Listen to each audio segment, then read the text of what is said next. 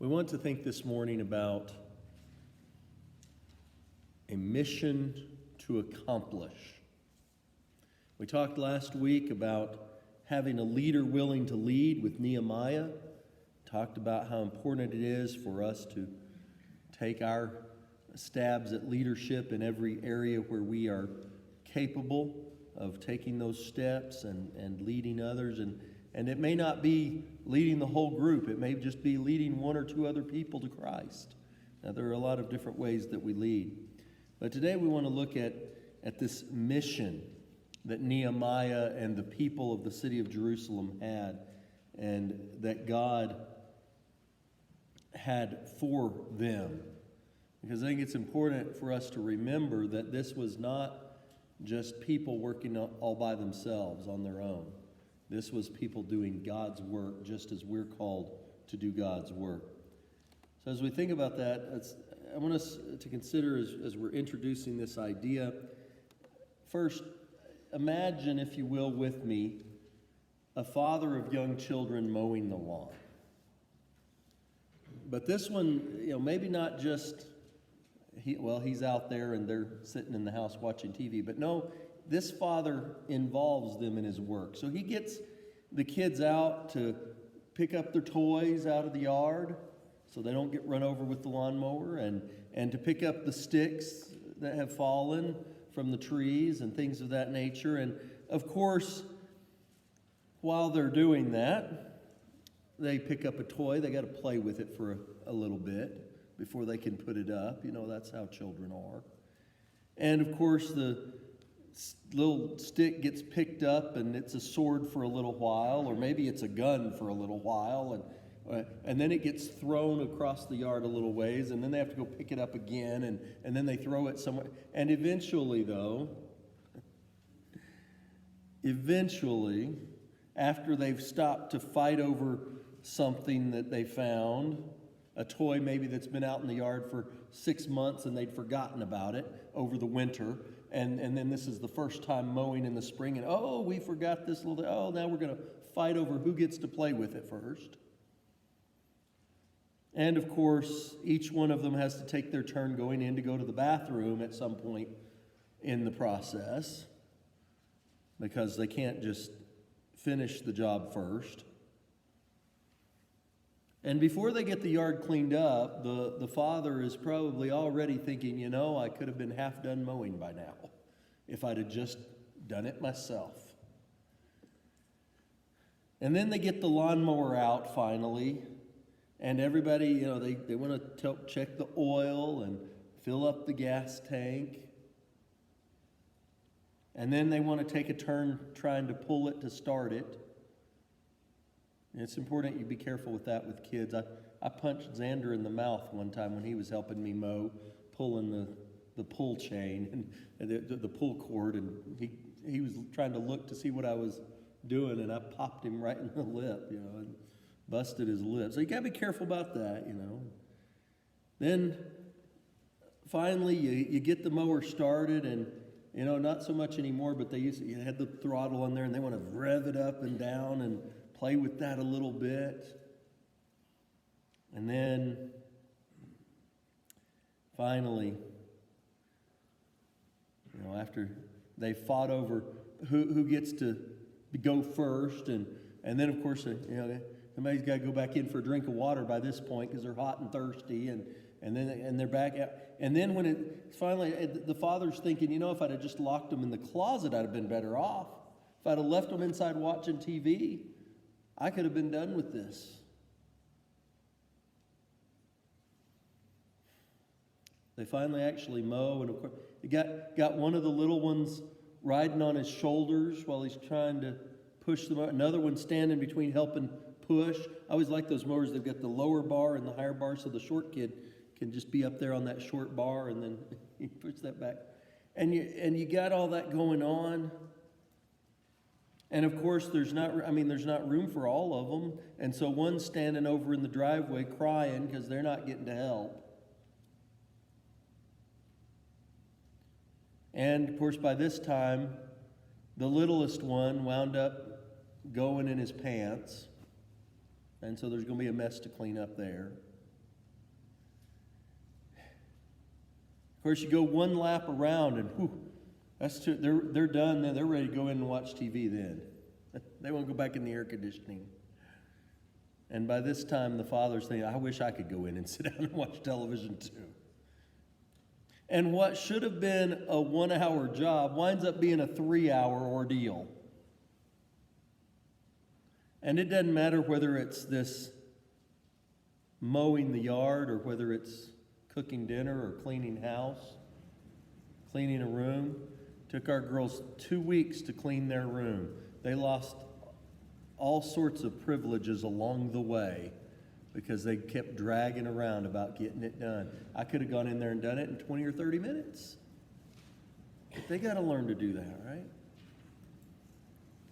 You know, it may take a lot longer, but without involving them, it's just not worth doing it. You think about that with God and with us. And have you ever wondered why God invites us to work with Him in His kingdom? I mean, just like those children, I mean, he could do it. He could do it so much faster. I mean, He created the whole universe in 6 days. And here we are. We've been working at this, building His kingdom for 2,000 years, generation over generation, and where have we gotten? He created everything in just 6 days. Yeah, He could have done it faster, better, easier by Himself. But why then does He invite us to be part of it? Why does He want us to be part of it? You know, we get easily distracted. We really aren't very obedient a lot of times, even to specific things that He tells us to do. You see all the division in the religious world. We fight and bicker with each other. We keep running off to take care of our own business instead of His. You know, nobody would ever accuse us of being demons of efficiency when it comes to God's kingdom. We aren't the ones who are, you know, overwork. Maybe we do at our secular job. We have some people that they're overachievers. But a lot of times when it comes to God's work in the kingdom, well, we're kind of more slackers a lot of times. It's just, we're already tired from everything else we've been doing. And that's an extra effort we've got to put forward. It's hard. And so, you know, to be perfectly honest with ourselves, if we will, our feeble efforts at helping God in His kingdom really a lot of times are more of a hindrance than they are a help. Jesus said it this way, you know, even if you did everything that was commanded of you, you would still be unprofitable servants. And we don't do everything that's commanded of us. None of us do. And yet, in spite of that, in spite of the headaches that we cause God, if God could have a headache, I'm sure He would have migraines over the ways that we mess things up for Him so many times. And yet He loves us, and He calls us to be His co-workers in the kingdom. He calls for us to share, not only in His work, but in the rewards that come from that work. I want us to think about that. To be a part of the people of God is to be a part of the work of God. When God calls you into His family, you're getting to help Him mow the yard. But like those kids, you're not really doing a lot of helping sometimes. But we want to get better at it. And that's the goal, isn't it? He's training us just like that father was training those kids. And one day, those kids will be able to mow the yard themselves. and they'll be able to do it in an hour. And they'll be able to accomplish it. So as we turn to the story of Nehemiah, we want to realize again that God is presenting his people with this mission. He's calling on this weak, frail, stubborn, fearful, selfish group of people to be partners with him in an amazing task, a phenomenal task. There's a wall to be built, a city to be fortified and made safe from its enemies. But it's more than just building up a physical structure. It's much deeper than that. There's a community that's being rebuilt. There's a sense of belonging that's being rebuilt here. And there is a relationship with God that's being rebuilt here. And how we view that, and how we view our work in God's kingdom, makes a drastic difference. There's a story told of when they were building the Sistine Chapel, St. Peter's Basilica, whatever, in Rome. And they talked to different people, and they just went, well, what are you doing? Well, I'm mixing up mortar. Well, what are you doing? Well, I'm laying bricks. And then they found there's one guy that's just really, really enthusiastic about his work, and the others are just kind of humdrum. Oh, I'm working. But this guy was excited. And so they asked him, well, what is your job here? What are you doing? And he said, I'm building a cathedral for God. The difference in his perception of what he was doing, he wasn't just laying bricks or cutting wood or whatever. He was building a cathedral for God. And when we look at our work in God's kingdom with different eyes and a different mindset, it changes the way we engage with each other and the ways we engage with him and the way we engage with people on the outside. So let's look real quickly at the facts. 586 BC, Nebuchadnezzar destroys Jerusalem, breaks down its walls. It lays there like that for a long time. About 458 BC, almost 140 years later, Ezra and some of the exiles return. They start rebuilding. They build up the temple. It takes some time. They get that done, but their work gets stopped by enemies.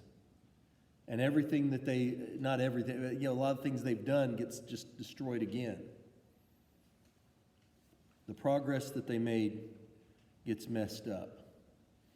And so these walls are in ruins again. The people's in great trouble, chapter 1 and verse 3 tells us. They're vulnerable to their enemies, to marauders, to wild animals even. They have no defense. And in addition to that, the people are disgraced. Have you ever been ashamed? Have you ever been ashamed, not just embarrassed, but really ashamed for yourself? What about for your whole family? Maybe for a whole town? I've heard some people talking about different times, that they're just ashamed of their whole country. And that's kind of where Jerusalem is. The city's lying in ruins, and the people are just ashamed to even be called Israelites. They're just ashamed to be called Jews. They're so down on themselves because everything has gone wrong that can go wrong. And it's a disaster. It's enough that, of course, we talked last time, it made Nehemiah weep and fast and risk his life to try to fix it, to make it better, because there was just so much shame that needed to be dealt with, that needed to be gotten rid of. But God has a plan. 140 years since the destruction of the temple by Nebuchadnezzar. God doesn't always work on our time frame, but he had that plan. He let them suffer living as exiles and servants under foreign rulers. He'd prophesied that that was going to happen. In fact, by the time of Jeremiah writes that they were going to be there for 70 years and then that they would come back. And it's interesting, in Jeremiah 29:11, God says, "For I know what I have planned for you, says the Lord. I have plans to prosper you, not to harm you. I have plans to give you a future filled with hope." Now this was, interestingly enough, it's amazing the ways this verse gets pulled out and misapplied to all sorts of things. And I think people would probably use it less and maybe abuse it less if they read the verse before it. In verse 10, the Lord says, "Only after 70 years of Babylonian rule over you are over, will I again take up consideration for you." Now, Jeremiah says, I'm going to let you suffer for 70 years, but I've got good plans for you for the future. Maybe we wouldn't be quite so eager to want to apply that verse to ourselves if we thought, hey, it's going to come with 70 years of suffering first. But that's the way God's plans work. He has a plan. And now, finally, with Nehemiah, it's time to rebuild things. It's time to make sure that they've restored their worship. It's time to make sure they've restored their temple. It's time to rebuild the walls and be a people again, instead of just a smattering of exiles. So he calls on Nehemiah to be that leader of the project. He paves the way to success. He gets Artaxerxes to provide protection and materials for the project and support for it. He prepares the people of Jerusalem to be cooperative with Nehemiah for the most part. Not to say that they were a perfect group of people. They weren't. They were like us. They had their issues. But what about the work then? We've seen the facts of the condition of things, but now the work, what's going to happen? How is it going to begin? Well, first, there's the power of information. In Nehemiah chapter 2, we're going to look here the rest of our time. I came to Jerusalem when I had been there for 3 days. So first he comes, and for 3 days, he's just kind of familiarizing himself with he'd never been there before. So he's just kind of getting there, getting settled. But then, verse 12 says, I got up during the night along with a few men who were with me, but I didn't tell anyone what my God was putting on my heart to do for Jerusalem. There were no animals with me except the one I was riding. I proceeded through the valley gate by night in the direction of the well of the dragons and the dung gate, inspecting the walls of Jerusalem that had been breached and its gates that had been destroyed by fire. I passed on to the gate of the well and the king's pool, where there was not enough room for my animal to pass with me. So he had to get off of his donkey or whatever he was riding there. I continued up the valley during the night, inspecting the wall. Then I turned back and came to the valley gate, and so returned. The officials did not know where I had gone or what I had done, for up to this point I had not told any of the Jews or the priests or the nobles or the officials or the rest of the workers. So he checks it out, gets the lay of the land, and gets information. How bad is the situation? Starts calculating, starts looking what's going to need to be done. He goes out the city and he goes around. And you can actually find maps that show where his little trip went. I could have put one up there. I didn't think to get one to put up there, but he goes around looking at the wall, looking at the situation. He does it at night. He doesn't tell anybody what he's doing. Interesting, isn't it?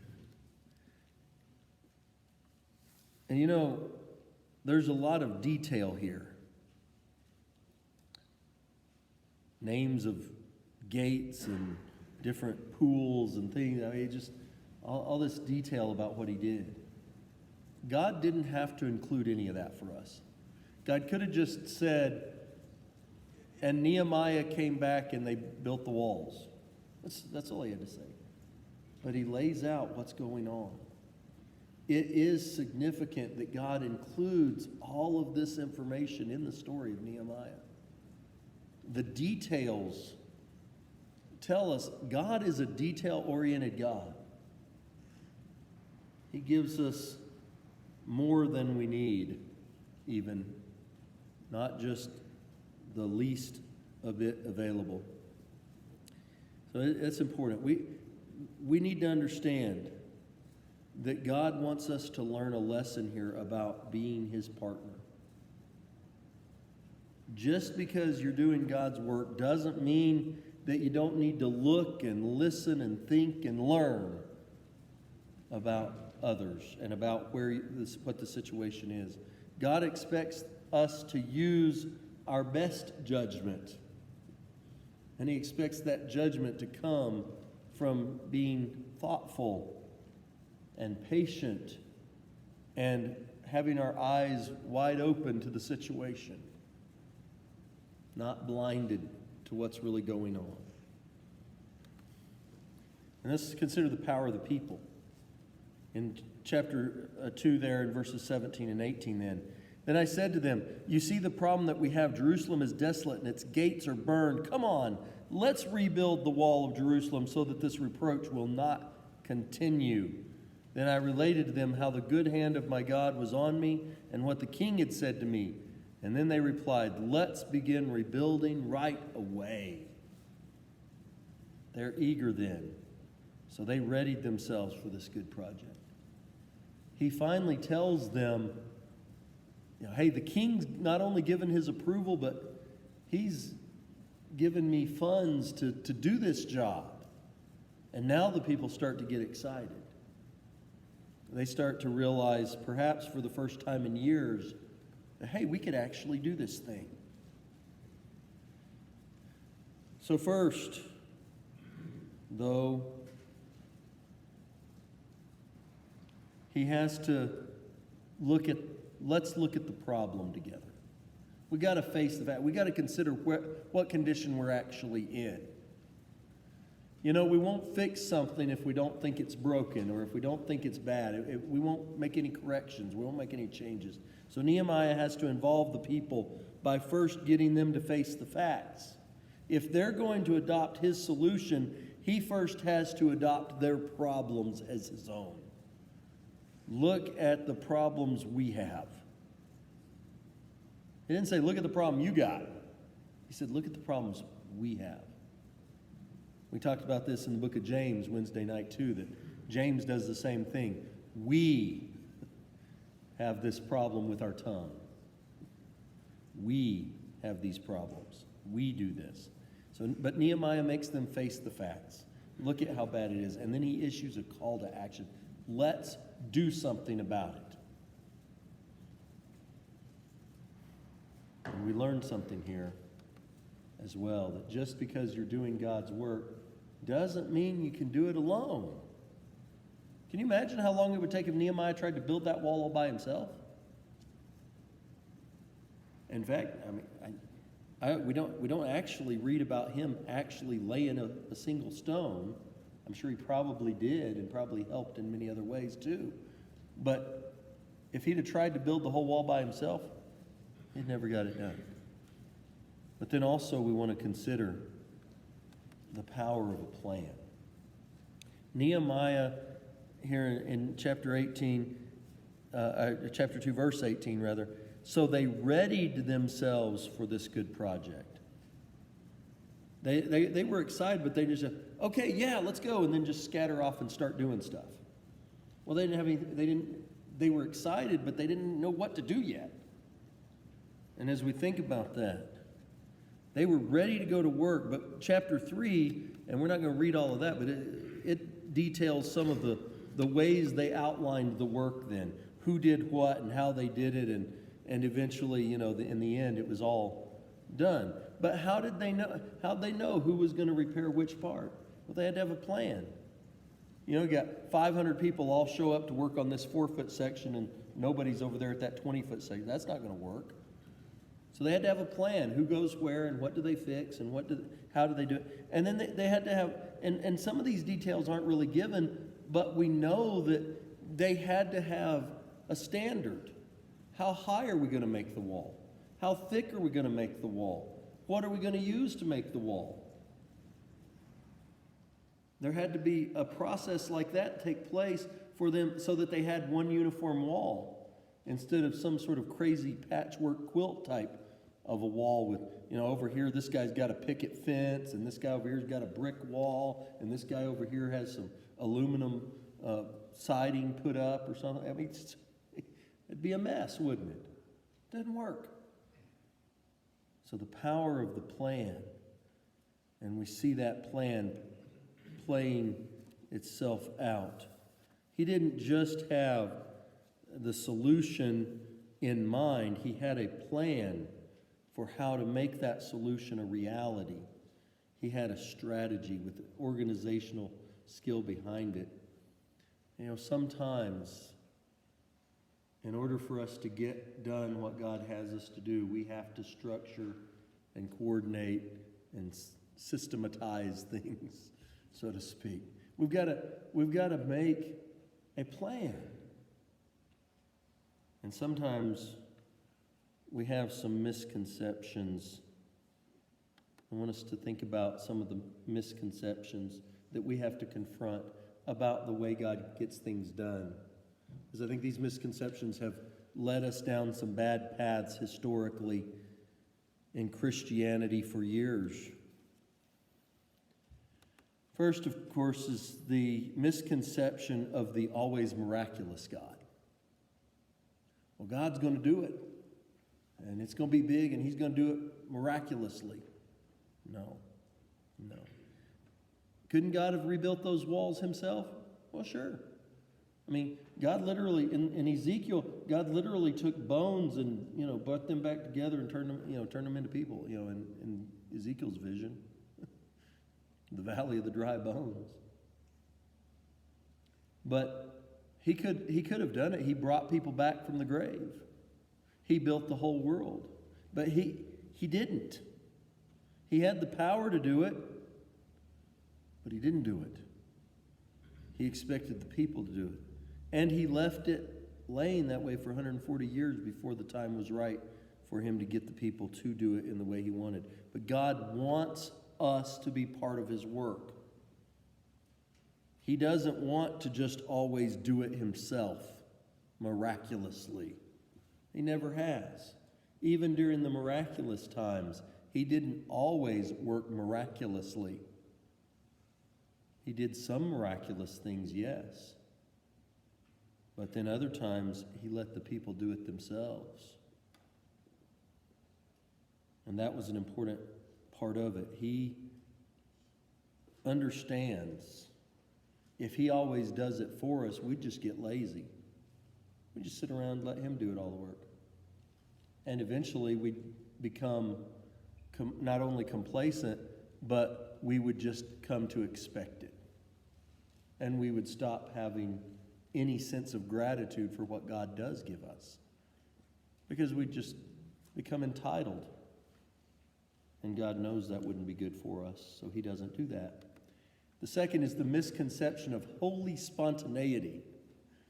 This idea that just, when the Spirit moves, we'll do it, and that'll be the best way to do it.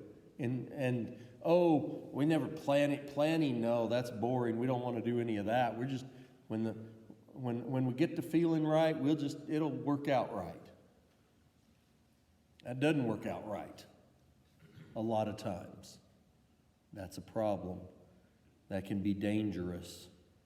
Sometimes people have this idea that the less thought and planning, the less chance there is that we'll mess up something. But actually, a lot of times that means there's more of a chance that we'll mess something up. You have to have a plan. There have to be some rules of the road that we all agree to and abide by. And then the third misconception is the misconception of God's unsinkable work. And I think this is the one that perhaps in the Church of Christ I've seen the most often. I've heard it. This is the notion that God's work is so important that it will get done no matter what. It's this idea, and I've heard it this way. Maybe you've heard this. Maybe you've said it. Maybe you've thought it. I used to think it too. Well, if there's somebody out there that's seeking, God will make sure they hear the gospel and find out about it. And that they'll obey. Nobody will miss out. And if we don't get it to them, somebody else will. That's an excuse for laziness, is what that is. That's an excuse to try to absolve ourselves of the responsibility of telling others about Jesus. Because, well, somebody, God will make sure somebody does. God never promised that. God gave us the responsibility. Teach others and teach them to teach others. And He gave us that responsibility. He never said He was going to do that. That's our job, to tell others about Jesus. And if we fail at it, He's not going to miraculously swoop in and send angels to do that work. It's our job. But I've heard this, so many times. No. God calls us to work with Him in the kingdom, and by doing that, He gives us the power to actually sabotage His work sometimes. Now we know, it's God's will, and God's will be done, and ultimately that is true. God's will, ultimately, eternally, will be done. But in individual lives, you and I all know that God's will is not being done in everybody's life. There are people rebelling against Him all day, every day. We've been some of those people at times in our lives where we didn't do what God wanted us to do. So no. God's work is it so important? Yes. But is it so important that if we just sit back and don't do anything, He'll just make sure that the work goes on and gets done anyway? No. He'll fire us all. That's what He'll do. And He'll go find somebody else that wants to work with Him. So here we are as we close. God can do a great work in this congregation at this time, right now. He's ready. Are we ready? If we're ready to go to work, He's ready for us to work.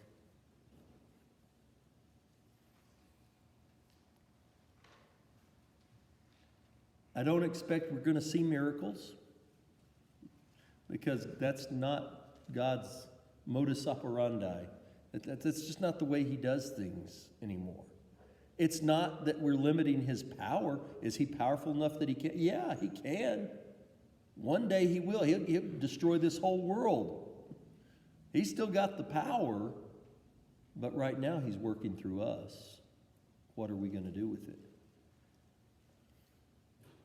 If He's going to turn the world upside down, or even just turn Blue Ridge upside down, or Fannin County, it's not going to be through some miraculous means. It's going to be through us and through Him working in our lives and us working with Him instead of against Him. That's how it'll happen.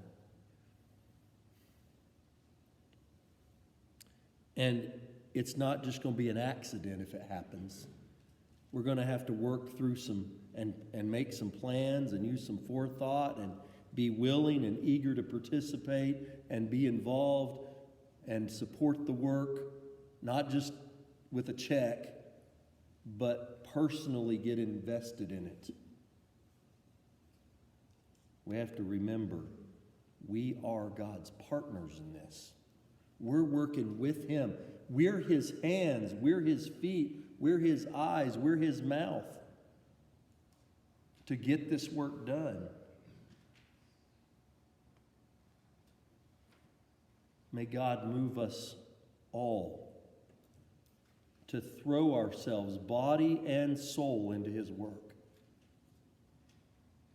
May He help us to understand what an incredible honor He's shown us by inviting us to be part of this work with Him.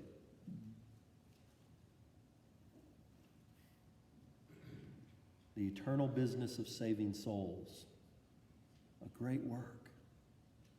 Building God's kingdom, a great work. And may God empower us and use us to accomplish His ends on the earth, and especially right here, right now. If you're not allowing God to use you, if you're not working with Him, if you've been working against Him, change that today. Turn that around. If you're here and you have a need to respond to God's invitation for any reason, to become a better partner with Him, to join in the work, maybe you haven't been a part of the work at all. Whatever the case may be, if you need to respond, please come as we stand and sing.